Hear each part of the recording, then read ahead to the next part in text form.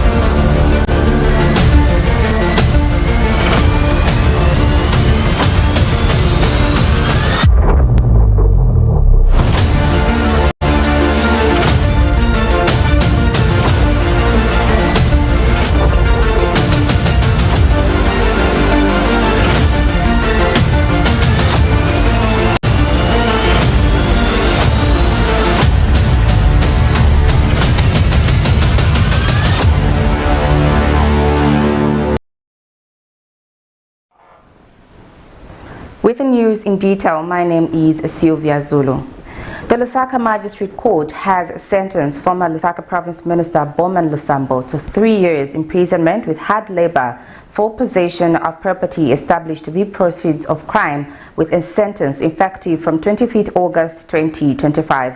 Delivering the judgment, Chief Resident Magistrate Davis Chiwili ruled that Mr. LUSAMBO is not a second offender, dismissing the state's application to treat him as such, citing that an earlier 4-year sentence was already in effect. Magistrate Chimbili offered that the 3-year term for the 2 counts run on concurrently, and emphasized that individuals aspiring to public office must lead exemplary lives, noting that public earnings are traceable.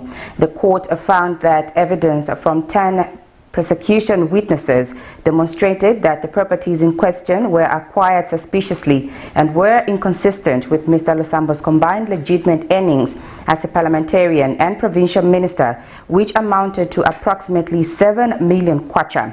The properties were valued at around 22 million kwacha.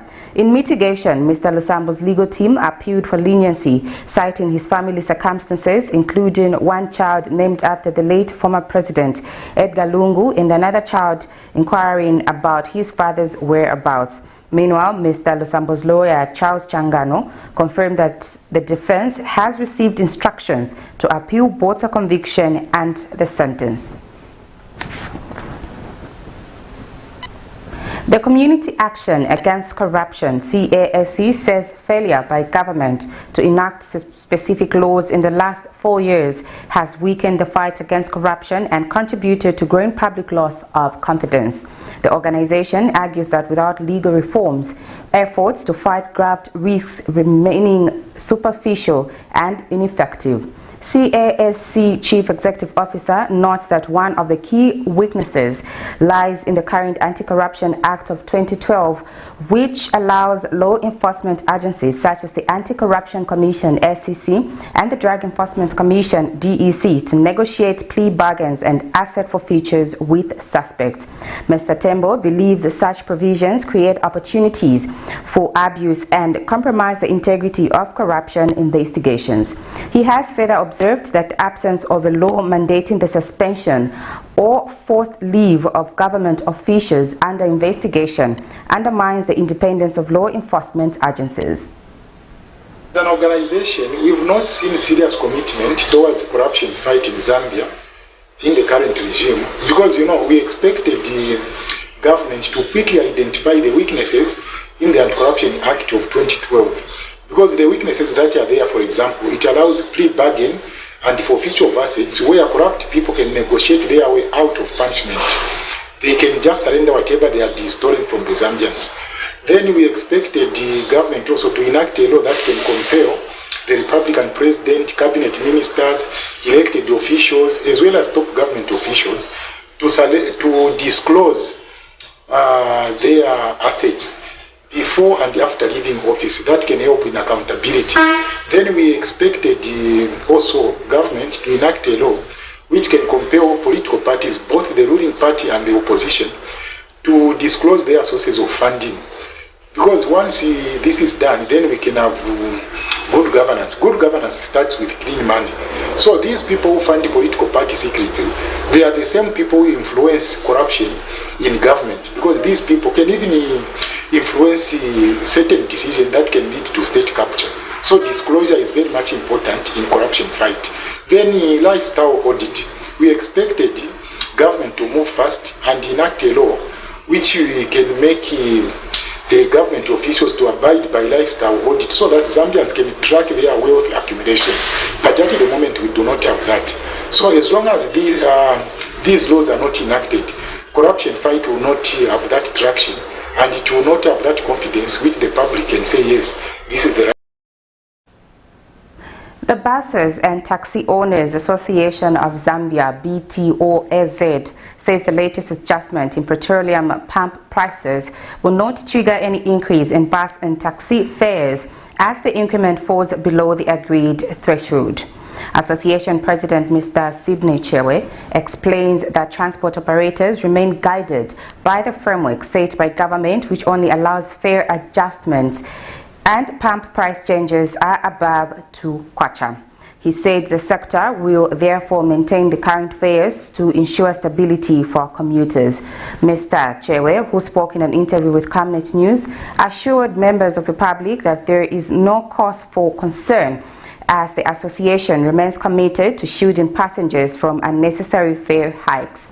This follows yesterday's announcement by the Energy Regulation Board (ERB), which revised petroleum product pump prices for the month of September 2025. ERB chairperson James Banda announced that petrol is now selling at 29 kwacha 18 ngwe per litre from 28 kwacha, diesel at 25 kwacha 2 ngwe per litre from 23 kwacha 13 ngwe, kerosene at 23 kwacha 64 ngwe per litre from 21 kwacha 98 ngwe, while Jet A1 now stands at 25 kwacha 83 ngwe per litre, up from 23 kwacha 94 ngwe. Just want to comment on the fuel that has been hiked.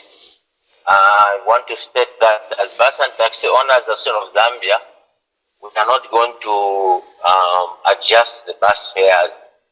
This is as a result of, number one, it has not triggered the agreed position between the government and the bus owners that is supposed to reach a 2 kwacha. I think the adjustment is 1 kwacha 87 ngwe. And on the background, last month we also didn't adjust because it was also not reduced by 2 kwacha. So at the background there is the minus plus that is taking place. So that's the state of the situation today, that we are not going to increase the bus fares. Because what we agreed is that, remember the adjustment after we've been hit by Russia, we've been so much affected, and we keep on adjusting on a monthly basis. As a result of that, it used to show unstable environment in terms of bus fares. People were coming from different parts of the country. They knew reaching the city that they're going to the Copper Belt is 250, but tomorrow it's 300. So it used to be unstable in terms of doing business and planning for people, companies who depend on the workers to move from one place to the other to make a budget and stuff like that. So we agreed that will just be effective when there is a triggering point of 2 kwacha, either a reduction or an increase in the fuel price. Good governance expert Dennis Mutumba has urged government to review and increase salaries for civil servants, citing the rising cost of living that makes it difficult for public employees to meet basic needs. He says current pay levels are insufficient to sustain households, particularly in the face of inflation and higher prices for essential goods and services. Speaking in an interview with Camnet News, Mr. Mutumba highlighted the need for government to prioritize the welfare of civil servants, noting that competitive remuneration is crucial for maintaining productivity, motivation and overall efficiency within the public sector. He further called on the Ministry of Labour to conduct a comprehensive review of wage structures in the private sector to ensure that public services salaries remain competitive. He stressed that understanding private sector compensation would provide a benchmark for fair and equitable pay adjustments within government institutions. We hope that the government consider the plight of our civil servants and also even those that are in private sector that are getting monies like monthly 4,000, 2,500, 1,000. When you look at the report that is coming from those that are finding out how one family can survive, maybe for example a family of 5 people, at the end of the month, when you look at essential commodities that are very expensive and the income is too low, how do they just survive? So we are looking at, let me begin by saying that even the civil service in all sectors, we are looking for equitable increment of salaries, looking at the economy, the less income that our Zambian people are getting and the expense they make at the end of the month, it does not just sustain anybody. For example, when you look at the report of these that are trying to find out how one can survive in life, they are looking at maybe a normal family of 5, they can spend 11,000, then one is getting about maybe 7,000, 7,500, 8,000. How do they just survive? So our appeal to the government and to the UPND government is that as we move forward, let us increase the salaries and the allowances of civil servants, and also the Ministry of Labour to look at the industries and the investors that we have. How much do they pay our Zambians? Because we are not only protecting or advocating for the civil service, we are also advocating for those that are in private sector. How much are they paid? Then when they are well paid, meaning they will be the happiest people that will praise the governance under UPND government. But as long as they are struggling to survive today, I want to tell you, they will always be condemning governments that are coming and going. So our appeal is that the current government has a good will, the ideology is good, the manifesto is good. Let them look at increasing salaries of civil servants and speaking to the investor to make sure that they pay our workers very well. The Copper Belt Energy Corporation PLC, CEC, has reported an increased profit after tax PAT of $61.5 million United States dollars for the half-year period ended June 30, 2025, compared to $43.2 million United States dollars in the corresponding period last year. The growth was driven by strong performance across all its business segments, including local and regional power sales as well as whaling services. CEC Chief Executive Officer Owen Silavwe said the company continues to record sustained growth, marking the 3rd consecutive half-year of positive results. The utility posted profits of approximately $30 million United States dollars, $113 million United States dollars, and $43.2 million United States dollars in the half-year periods of 2022, 2023, and 2024, respectively. Revenue for the period under review rose to $360 million United States dollars from $222.8 million United States dollars in 2024, representing a 58% increase. Mr. Silavwe disclosed that the company is advancing several renewable and transmission projects in line with its energy transition agenda. He further noted that CEC had commissioned works to expand the existing interconnector between Zambia and the Democratic Republic of Congo DRC, a development that will nearly double transmission capacity. The Advocates for National Development and Democracy, ANDD, has called on mining investors operating in Zambia to prioritize local participation in the sector, stressing that citizens should not remain passive observers in the country's economic development. According to the organization, Zambia's mineral resources are the birthright of its people, and foreign investors have a responsibility to foster meaningful partnerships with local businesses in areas such as supply, contracting, logistics, and processing. ANDD Executive Director Samuel Banda says the tendency for outsiders to dominate opportunities created from Zambia's resources undermines the country's ability to fully benefit from its natural wealth. Mr. Banda has expressed support for President Hakainde Hichilema's continued calls for mining investors to collaborate with Zambians in driving mining-led development. We wish to remind investors that our head of state, President Hakainde Hichilema, has been so consistent in his position, calling upon new investors to partner with Zambians in order to promote mining development. And as an organization promoting socio-economic development in our country, we strongly support his stance, as we believe that it is aimed at fostering genuine socio-economic development in our country. We further wish to indicate that mines such as Konkola Copper Mine, Mopani, FQM, and other industry giants must lead by example and effectively support Zambian business entities. This is how shared prosperity will be built. At the same time, as NDD, we wish to commend government for implementing mining policies that have brought stability to the sector. These policies have created a strong foundation, but their full impact will only be felt when Zambians themselves are active beneficiaries of mining growth. This is not just about fairness.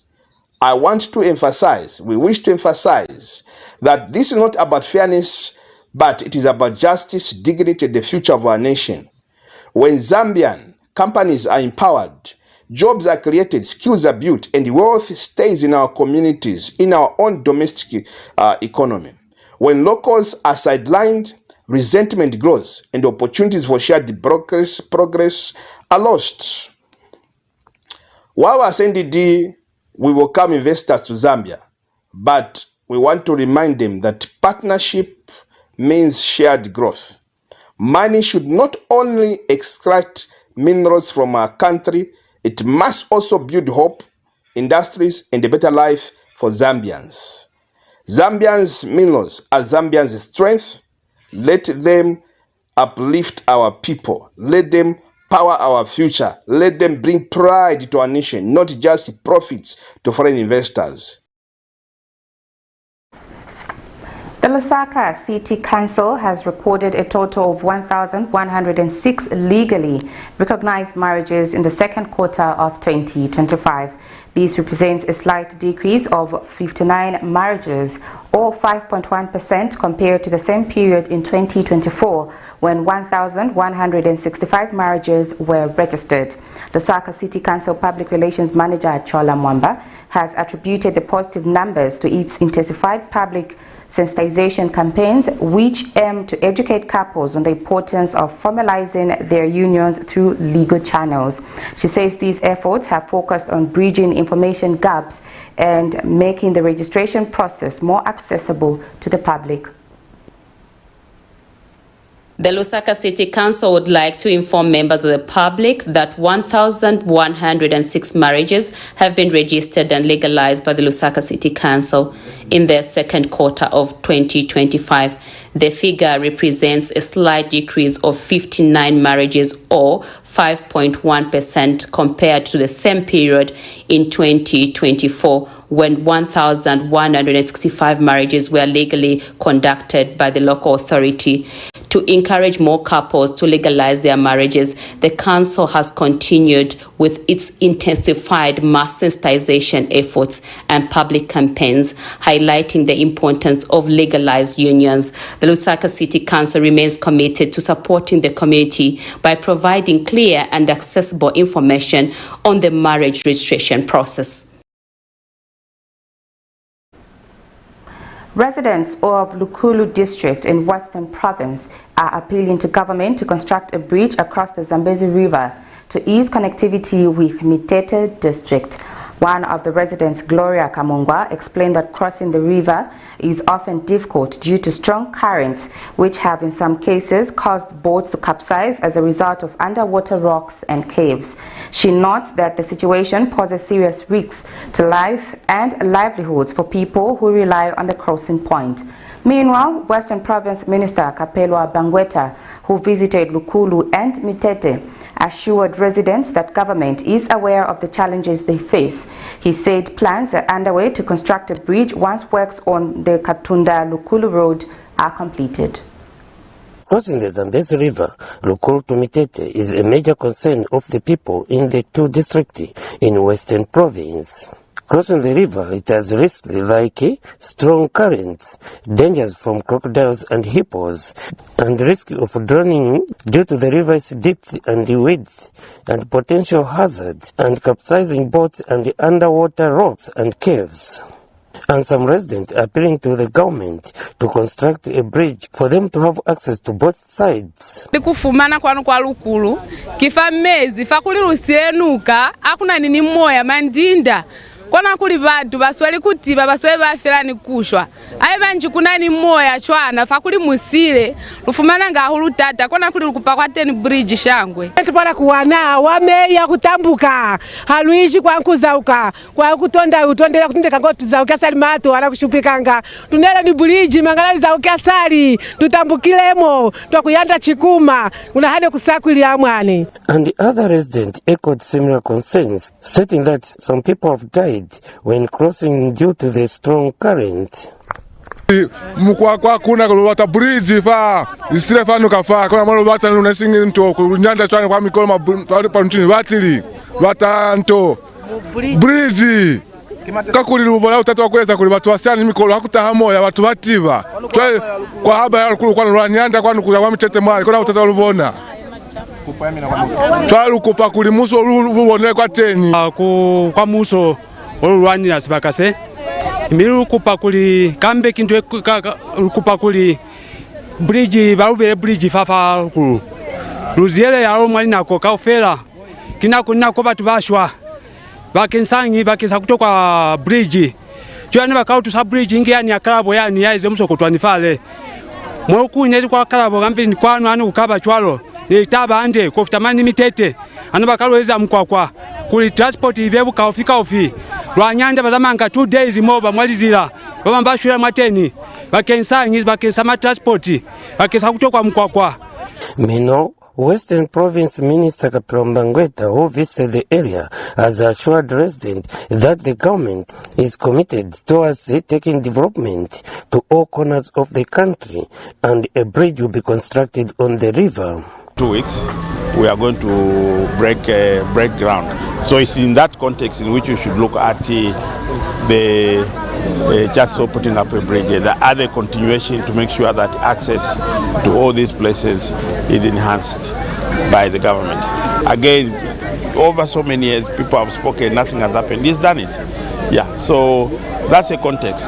When we say one Zambia, one nation, it means all of us. We must get development in a similar manner without any hindrance. Kelvin Kabiram Sierwo, Camnet News in Lukulu District, Western Province.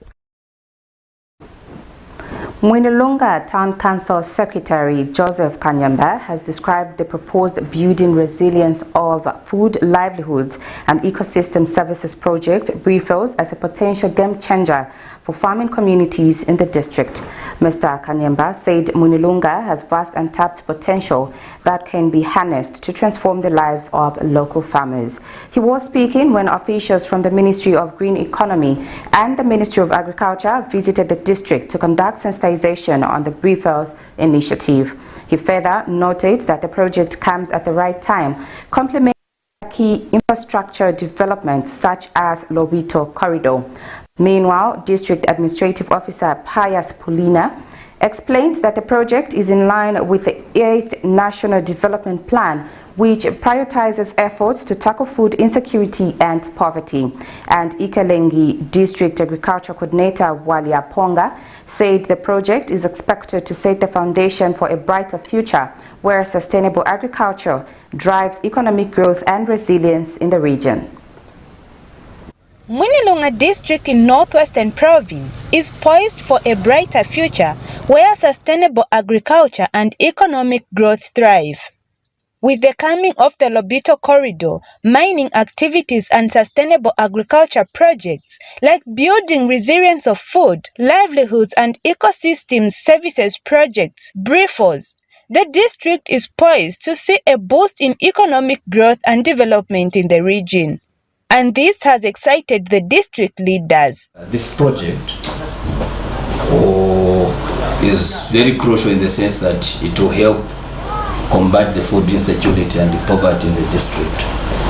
And so when we have such projects, I think as district administration, we must be very appreciative because the project will help and of course definitely speak to our 8th National Development Plan.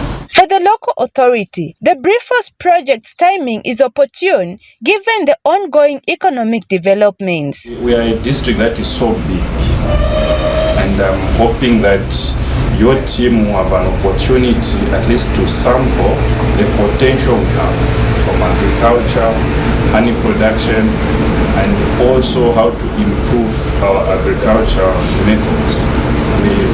We sit on a land that is naturally fertile with good weather with potential to produce so much. The Ministry of Green Economy and Environment hopes for full involvement of the traditional leadership in the project. Climate interventions in the communities can only be implemented through already established structures.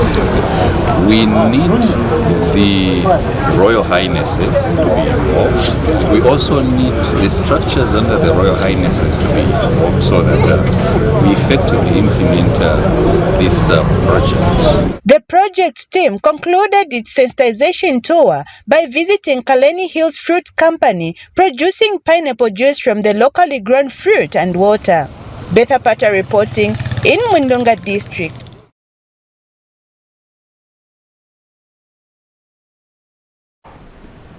This is the main news on Camnet TV. We'll now take a set of commercials. I will be back with some international stories as well as sports news. Keep watching. For immediate coverage of any breaking or latest news in Zambia and around the world on Camnet Television, call the numbers on your screen.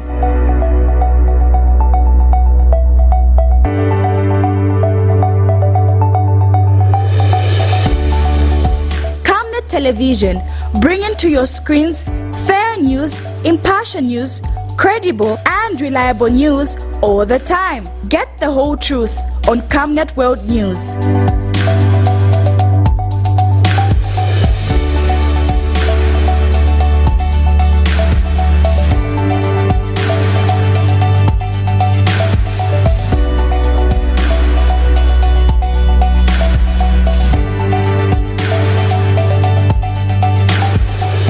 Camnet Television, not just another channel. Every Monday to Thursday afternoon, join us for the Lunchtime Cafe. We get to bring to you emerging stories making the headlines, midday news, and we remind you of what political leaders and governance actors said back in the days.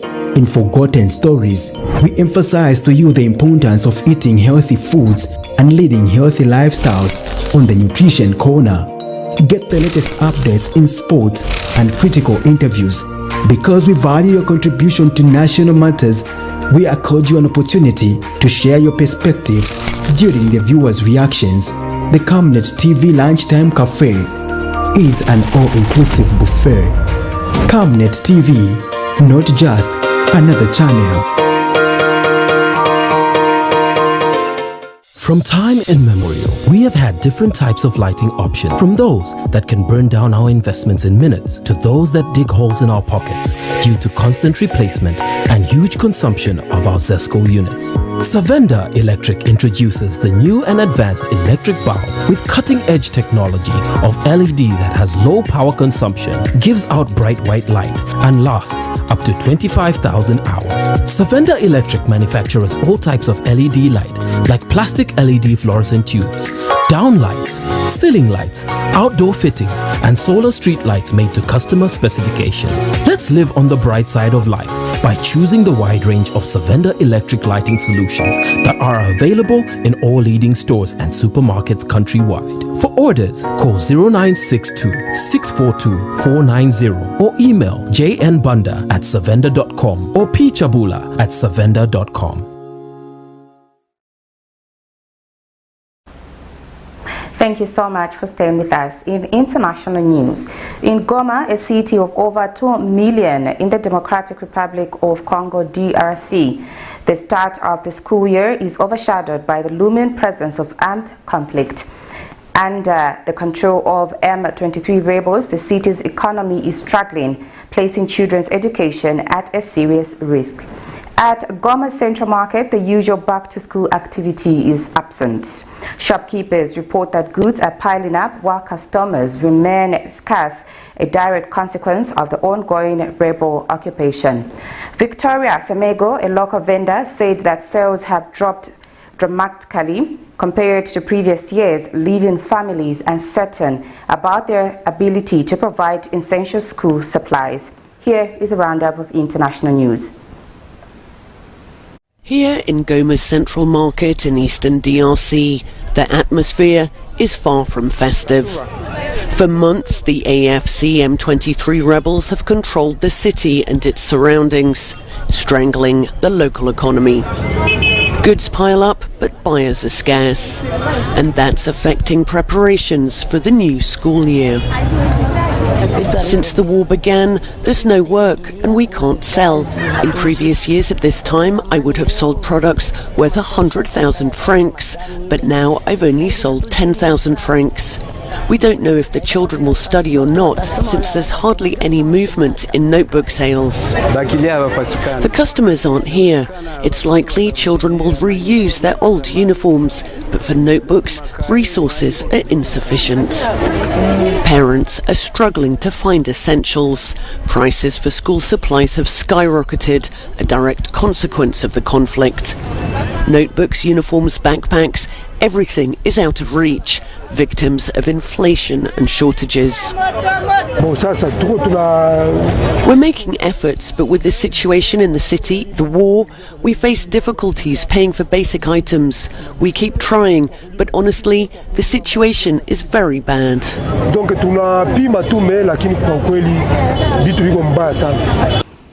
For many families, school is a broken dream. The exorbitant costs, combined with a crippled economy, have turned education into an inaccessible commodity. I have 4 children, but I lack notebooks and backpacks. I spent $50, and you should see how I managed that. It's possible the children will study, but life is too hard. Lakini maisha iko magumu sana. Violence is threatening the education of thousands of children in Goma and across eastern DRC. Yet despite the uncertainty, thousands of children continue to hope for a better future. a future that war is threatening to steal. This is Gaza City. On Friday, Israel declared it a combat zone and said it would end daytime pauses in fighting to allow aid to get in. On Saturday, Palestinian health authorities said the death toll across the Gaza Strip since the latest conflict began had risen to more than 63,000. But still, many residents are determined to stay. If we want to leave, where are we going to go? You can see that all the areas have no space. There are people who were displaced yesterday and paid for transportation as much as 2,000 shekels, and then they came back to find that their place has been taken. Even if jets drop leaflets asking us to leave, we will not leave. If they want to hit us, let them. We die every day. Before the war, the city was home to 700,000 people, but many fled as Israel targeted what it calls a Hamas stronghold. On Saturday, an official said Israel plans to stop airdrops over Gaza and limit the number of aid trucks into the enclave as it prepares to evacuate hundreds of thousands of people south. We won't leave because displacement is very difficult.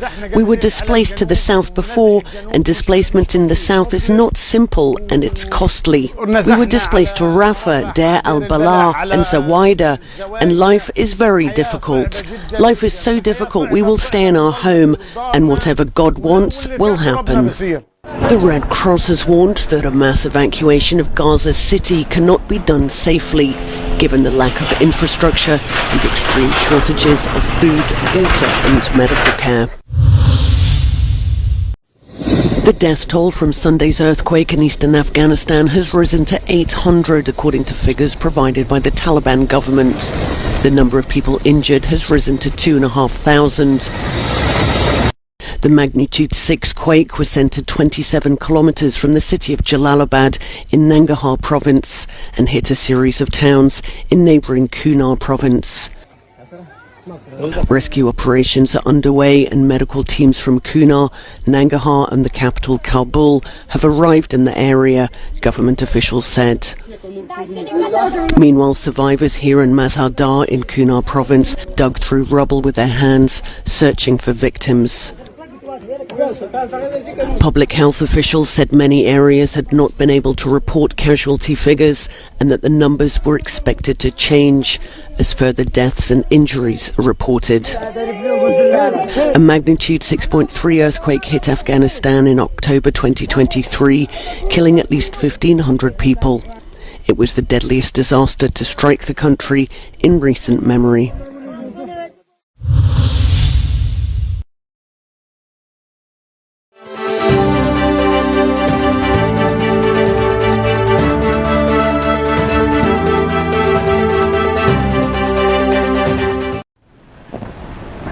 KANSANSHI DYNAMOS FC has sealed the deal for Malawian forward Francisco Madinga on a 2-year contract, strengthening their attacking lineup for the upcoming MTN Super League season. The versatile attacker joins from Mighty Wanderers, bringing experience from the Malawian top division and Georgina side FC Dila Gori. Madinga's arrival is expected to provide depth and flexibility in attack, with the ability to play on both wings or as a supporting striker. He's a versatile player who can create and support our strikers, which is something we really need. Club General Secretary Mweshi Mupeta expressed his thoughts as well, saying Francisco brings a wealth of quality and experience that will strengthen our squad. We are optimistic that he will make a valuable contribution to the club's goals. With Madinga's signing, KANSANSHI DYNAMOS continues to build momentum ahead of the new season, aiming to make a strong impact in the MTN Super League. The Mabanga boys are looking fierce.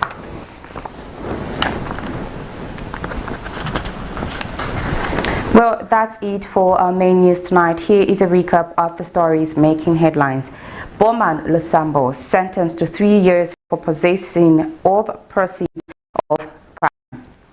Mining investors must prioritize ZAMBIANS-ANDD. Bus and taxi fares to remain unchanged despite fuel price hike. BOWMAN. In international news, back-to-school season in Goma threatened by rising conflict. And in sports news, KANSANSHI DYNAMOS booster attack with MADINGA signing. Now look at the Camnet verse for the day, coming from the book of Zephaniah 3 verse 17. The Lord thy God in the midst of thee is mighty. He will serve, he will rejoice over thee with joy. He will rest in his love. He will joy over thee with a singing. That's it for our news tonight. Remember, you have been catching us live on Topstar channel 106 on KenStream app. We are also streaming live on Facebook, Camnet TV, as well as on our YouTube channel, Camnet TV. Thank you so much for watching. My name is Sylvia Zulu. Good night and God bless you all.